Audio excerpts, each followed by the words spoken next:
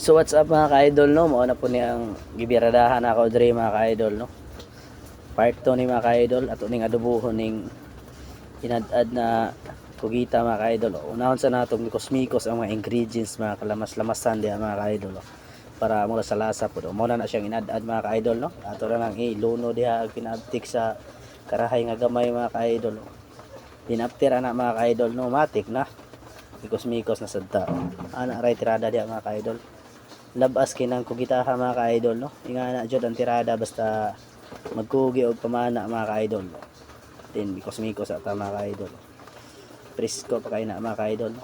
Sudang pinobre din butangan na po natog ata mga ka-idol. Mo na siya atas kugita mga ka-idol. Mo na siya ang magdalag brown sa adobo mga ka-idol. Mo na magpalasa diha mga ka-idol. Ito sa nagkating-katingon ginagmay mga ka-idol. After ana mga ka-idol, mikos-mikos na po nato na siya mga ka-idol. Para ma-mix good. Ug motuhop jud og insakto ang lasa pati itong lamas mga ka-idol. Ito ka natong ingredients ginagmay mga ka-idol. Kaya nga nakasimple atong tirada mga ka-idol. After sa mikos-mikos na ito mga ka-idol. Kugitang adobo na gid siya mga ka-idol. Kaya medyo brown naman siya mga ka-idol. Medyo luto na siya mga ka-idol. So tilawan sa nato mga ka-idol. Relax sa kahit mo tilaw mga ka-idol.